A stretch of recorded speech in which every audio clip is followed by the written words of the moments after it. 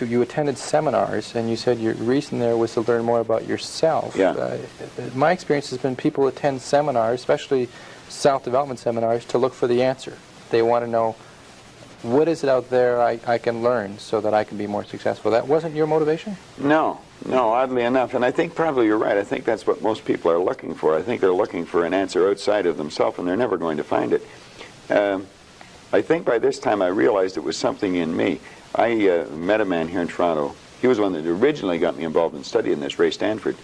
And he told me if I didn't like the results I was getting in my life, that I was going to have to change me because they were my results. And he said, if you're going to change you, you're going to have to find out something about yourself. And that seemed to make sense. I don't think it was an earth-shattering idea. It wouldn't give anybody a brain hernia, but it made a hell of a lot of sense to me. So I started to study myself. I found most people don't know who they are. They really don't. What do you mean? I mean, I know my name, I know my age, I know where I live. Yeah, that's not what you, else though. is there? You know, that's just size, it. If you ask the average person who they are, they'll give you their name. They'll say, I'm Bob Proctor, but I'm not. Bob and Proctor are two words. My parents give them to me. They're called names, but it's not me. It's my name. Then somebody will say, well, this is me, but this isn't me either. It's my body. Like, you never phone down here to the studio and say, body won't be in today, it's sick. Okay. You know, we don't say am hand or am leg. It's my hand, my leg, my body, my name. Who am I? Well, that's an interesting question. And I believe if a person will start to study that and look for the answer, they'll find it. See, I think we live simultaneously on three planes of understanding. We're spiritual creatures, we have an intellect, and we live in physical bodies. Okay. But because we lack awareness or understanding of who we are, we're totally locked into a physical world, and we let things outside of us control us. 95% of the population are reacting to life. They're not really living at all. Okay. And would you call that one of the barriers to success? Oh, there's no question about it. I think there's two barriers. Success is a funny word. Nightingale had a great definition for it. He said a person's successful if they know where they are, and they know where they're going, and they're progressively moving in that direction. He said that success was the progressive realization of a worthy ideal. Anyone that has a goal and they're moving towards it, they're successful. Most people think that you're successful if you have a lot of money. Quite often you have a lot of money if you're successful, but it isn't. I wouldn't say Mother Teresa has a lot of money. Okay. No, but she's a pretty successful lady. So it's... okay, so that barrier to success... Well, there's a couple of them. Okay. I think there's two barriers. One is our conditioning. The conditioning that takes place in our subconscious mind from the time we're infants. All we can do is act and talk like the people around us. That's why we learn the language we learned. If there was 10 languages spoken in our home, we'd learn 10 languages without any trouble. There's usually one, and that's the only one we ever learn. And we grow older and we think, oh, I couldn't learn another language. We could learn 100 if we wanted to. You can do anything. But I think we're conditioned. We have a real strong conditioning, usually with not some very good ideas. And then that's the barrier that's inside us. The one that's outside of us is our environment. We have a tendency to act like everybody around us. And if you think about this, it doesn't make a lot of sense. Because if you study statistics, 95% of the people live their entire life and never live the way they want to live. You know that 95% of the population in this country, let's say in North America, the richest continent in the history of the world, they'll work productively, let's say for 40 of their 65 years, and they'll end up with hardly any money. Well, there's got to be something wrong. So there's not much... 5% of the people end up financially comfortable or independent. Are you trying to depress us, Bob? Because that's No, actually, I think it's quite an exciting idea, because you see, the idea behind it is that anybody can win, anyone at all. But if we start studying these statistics, I think we'll arrive at the conclusion, geez, I better start thinking for myself rather than follow everybody. Most people, they get a job, they look around, they see how everybody else is doing their work, and they start doing it the same way. They should stop and think, I wonder if any of these people know what they're doing. You know, is there a better way to do it? But don't we have a need to fit in? I mean, we don't want to stand out. We don't want to get fired. We don't want to make waves. Exactly. Exactly. Just fall into line. You know, take a number. Be like everybody around. You know, that'd be great in the animal kingdom. But human beings aren't supposed to live that way. I think we should make a few waves. We should maybe stand out, be different. Not for the sake of being different, but because we are different. We all think different thoughts. And I believe we should start to think and build images in our mind of what we'd like to do and then set out and do it. Okay. Emerson did that, Edison did that, Marconi did that, Samuel Morse did that, Buckminster Fuller did that. We could go on and on and on. Okay. They were different. They stood out. They made a few waves. Okay. You started with you saying you started with a search for yourself to try to find out more about yourself, and you were somewhat successful along the way. Well, I didn't start out like that in the beginning. I started out, I wanted to earn a lot of money. I figured if I had enough money, I was going to cure all my problems. I found that that wasn't true. I earned a fair amount of problems or money, and I seemed to have more problems. But I after working at this for a few years, I decided that the real answer is to get to know yourself a little better. Okay. And I don't think you have to go off in the Himalayas and become a guru to. Okay. To do What did you do to learn about yourself? You said you went around as many seminars. I as you attended could. seminars. Okay. I went and listened to different speakers who taught something about the mind. I think the answer's in our mind if we'll start studying and trying to understand our mind. Okay. Let me get back to you if I can. What did you learn about Bob Proctor during that study? Well, I learned that the biggest part of me you'll never see. It's non-physical. And what you see here in the physical body is nothing but the physical manifestation of the higher side of my personality. And of course that's true with you, and Nancy's on the camera. It's true of everyone. And what we have to study, I think, is how does this non-physical part of my mind work? What happens when I think? Where do thoughts come from? How was this chair built? Somebody had to think. Thoughts are everywhere. And we pull thoughts into our mind and we build pictures or images in our mind. Okay. What we want to understand is that's a non-physical side of ourself that's doing that. If I can build an image of something in my mind, I'm quite capable of building a physical replica of it in my world. So if I build an image of me as a happy, relaxed person, I can live like that. If I build an image of myself as being prosperous, I can become prosperous. So if we think rich, we will be rich. Is that what you're saying? Absolutely. We're already rich, just short of money. Okay, those of us that like to acquire more money Yeah. and or happiness or whatever we see success, those of us that want to reach the goals that we've set for ourselves, we do it first by... Well, the first thing you do is sit down and decide what you want. If it's money you want, how much money? Lots of money. Well, nobody knows how much lots is. Okay. So you've got to be specific. Okay. You write down on a card exactly what you want. And you carry that card around and read it often. Now, this is what I learned in this book, Think and Grow Rich, and it's what I teach in the seminars. I'll teach people how to set goals. But you decide exactly what you want. And then you start to think. Now, you're going to have thoughts come to your mind of why you can't get it. Mm-hmm. You have the ability in your conscious mind to reject that idea, kick it out of your mind. Thinking of why you can't do something is never going to do you any good.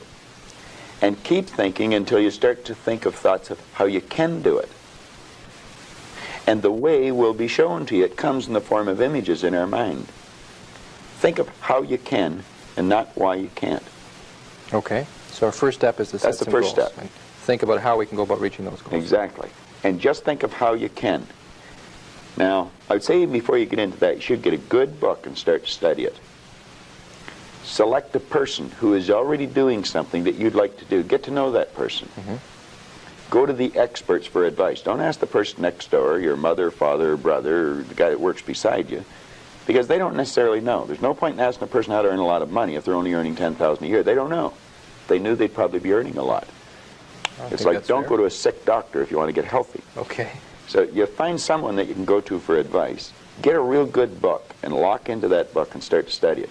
Like, I've had this one that looks like a Bible, but this is Napoleon Hill's book, Think and Grow Rich. I've been reading this thing now for 23 years.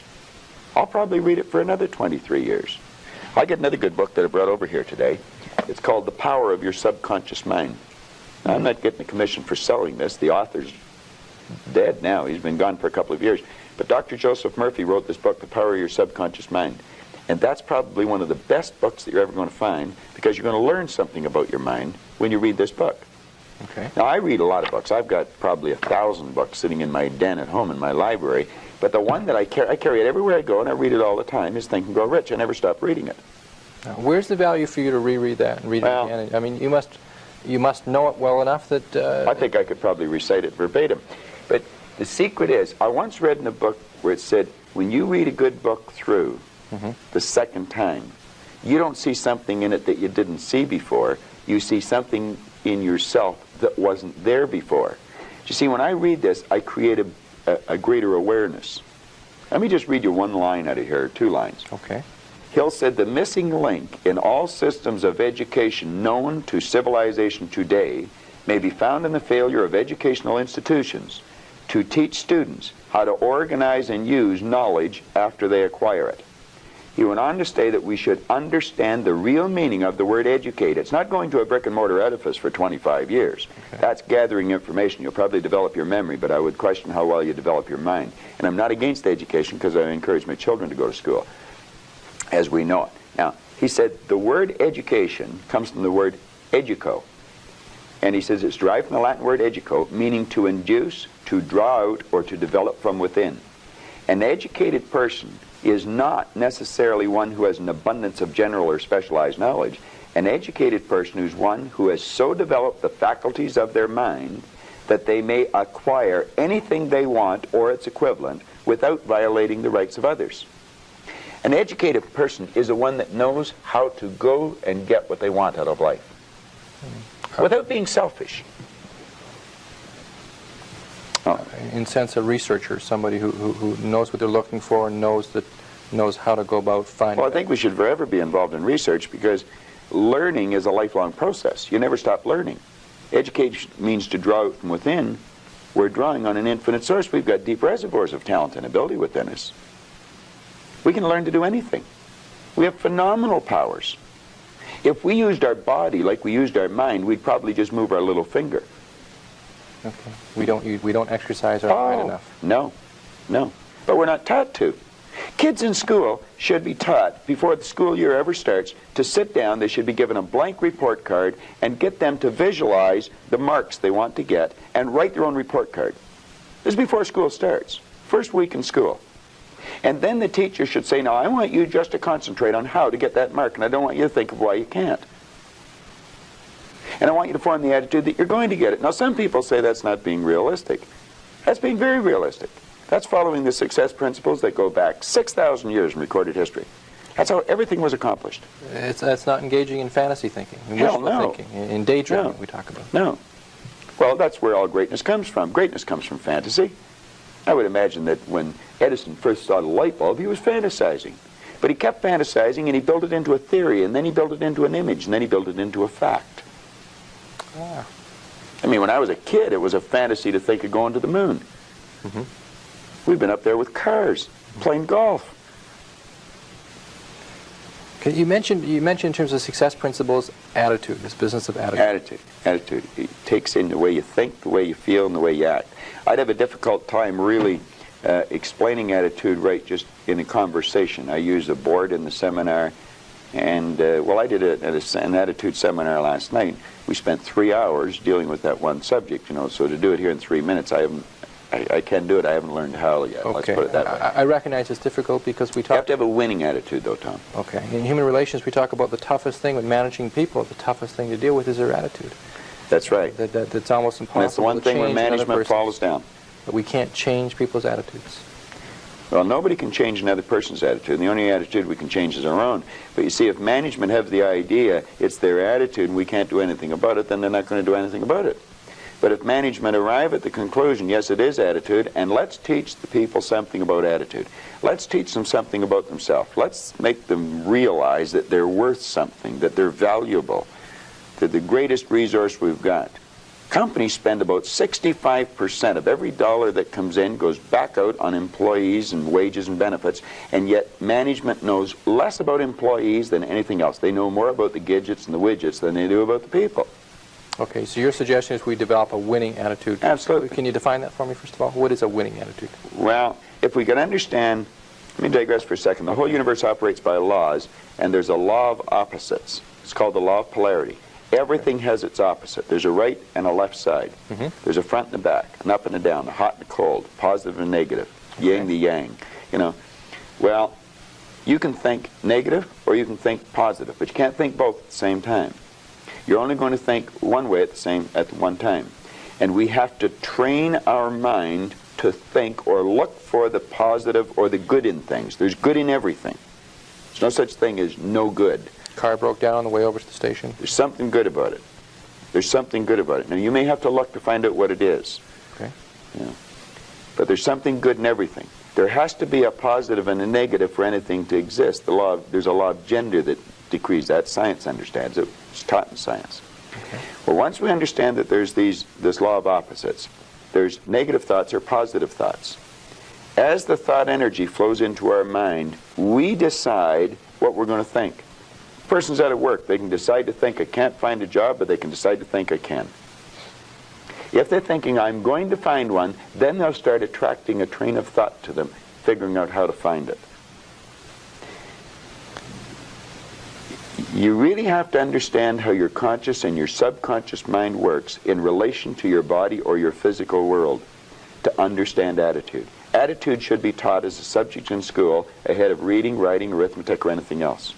Because it's a person's attitude that's going to determine the marks they get. Okay, and maybe part of attitude or related to attitude is this business of self-image, which you talked about. Yeah. Well, that would, like we were talking about success principles, and I was saying you got to get the winning attitude, you've got to set a goal. Then you have to work on self-image. Now, when we think, we build images in our mind. Dr. Maxwell Maltz discovered the self-image concept as we know it today in 1960. He was a plastic surgeon. And he realized he was operating on people. He may removed a nasty scar from their face. And he noticed sometimes when he removed the scar or maybe did a nose job on them or something, there was a great psychological change took place in the person. Where they may have been introverted, they started to become very gregarious and outgoing. And he postulated that there must be two images that we have, an exterior image, and we also have an inner self-image. Mm-hmm. And he started to study this, and he wrote a magnificent book on it called Psycho-Cybernetics. Mm-hmm. And psycho-cybernetics, psycho being the mind, cybernetics being the science of control and communication. And he goes into this, and he explains how every one of us has an image in our mind of ourself. And it's called a self-image. Too many people don't know much about themselves, and so they don't have a very good image of themselves. And you'll often notice that people will shy away from you. They won't look you in the eye. They'll look down or look up. They'll never try to do anything of any great consequence because they don't think they can. They have a poor self-image. Okay. Part of that is because through school we're told about what we don't do well. We failed here, we had low grades, or that we could only be part got of it. 60% Yeah. or whatever. Okay. Yeah. I think there's been a great disservice done with the IQ test in that respect when you're bringing out school. Binet, the Frenchman back around the turn of the century, invented the IQ test, and then we brought it over from Stanford over here, and we'll test a person's intellect, and then we'll brand them good, bad, smart, not, and that's not true. We can change IQs by changing self-images. Mm-hmm. But yes, if we're told we're not very good, you're just like your dad, you're a bum, you're never going to do well, you didn't go to school, you can't win. Okay. Well, that's all that's all false. We can do anything. And we should be encouraging a child. Give them a pat on the back rather than a kick. Okay, what can we do? Members of our viewing audience right now, most of us walk around with some degree of a self-image. Is that fair to say? We all have a self-image. Okay, would you say most of us have a negative self-image to some degree? Well, let's say we can all improve our self-image. Okay. I don't care how good your image is, you can improve it. Okay, how can we improve it? Something specific. How can we go about making our self-image more positive? Well, again, you're getting into a whole day seminar. If I could give you just a simple tip on it, if a person would sit down and let their body relax, totally relax, okay, and then start to visualize in their mind, see themselves the way they want to see themselves. Which may take a good deal of thought, since we're not well, you sure relax, yeah. I mean, in terms of how we want to see ourselves. Maybe we don't know how we want to relate it to something specific. Somebody we admire, maybe? Or, possibly. Somewhere we'd like to see ourselves down the road? Okay. Yeah. See how you'd like to live your life. See yourself living it that way. Okay. Now, understand that that's a picture in your mind. When you pick up a book, the book is nothing but a picture that an author has painted in words. Van Gogh, the great artist, was asked one time how he did such beautiful work. He said, I dream my painting, and then I paint my dream. They get the picture on the mind, and then paint it on the wall or on the canvas. Well, if we would relax and build the image in our mind of how we'd like to see ourselves, how we'd like to see ourselves acting in life, relating to other people, our social life, see ourselves in the position we hold, or how we make our sales presentations if we happen to be in selling or something, and then take that picture and describe it, write it out in the present tense. I am so happy now that I see myself, and write it out. Now, a lot of people will laugh at this and say, that doesn't make any sense. It makes a lot of sense. They can't tell you why it doesn't. I could spend hours telling you why it does, and I could explain it in such detail that everyone would understand it. But write out a description of how you'd like to see yourself. Start to read it, and read it, and read it, and read it every day. Carry it around and keep reading it. The one point that all the great teachers, all down through history, have all agreed on, they've been in complete unanimous agreement on it, we become what we think about. Now, it may be fantasy at first, it might even appear to us as being a lie. But if you read it often enough, you'll start to believe it. And when William James said, believe and your belief will create the fact, you will see the person's personality change. I watch people in the seminars, personality change right in front of my eyes. And all they're doing is starting to see themselves different. They're starting to think different thoughts.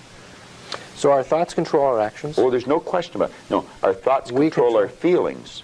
Okay. Our feelings control our actions. All right. And we control our thoughts? Absolutely. Or we can control our thoughts? We can control our thoughts, yes. Generally, though, one of our difficulties, one of our problems maybe is that we tend to react to what other people tell us, and we consequently get the negative thoughts, and then that affects our feelings, and then that affects our behavior. That's right. That's exactly the way it is. We read the newspaper. Doom and gloom's coming. We just accept it. Doom and gloom doesn't have to be coming. Do you know there's always been a depression for some people? I grew up with the idea that everybody went broke in the 30s. They didn't. Some made millions. I thought everybody went out of business. They didn't. Some people went into business. There's always a depression for some people, and there's always good times for others. Let's ask ourselves when we read something in the paper, do I want to get emotionally involved in that idea? If it's a negative idea, I don't want to get emotionally involved with it. I don't read the paper that often. I do, but I don't dwell on it. You don't get emotionally involved in it when you see other negative. When an idea comes into your mind, whether somebody else tells you or whether you read it in the paper, we should reason with it. Ask ourselves, will that idea help me get to where I want to go? If it won't, reject the idea. Okay. All right. Bob, I appreciate it. Our half hour's gone by already. Went fast. Very quickly. Those that are interested in learning more about your philosophy of success, and I know you do give very specific tips on what they can do to become more successful, are welcome to attend your seminars. Absolutely. Tell them to phone the office. We run seminars all the time. Terrific. Okay, I appreciate it. Thank you very much for joining us. My pleasure, Tom. Glad to be here.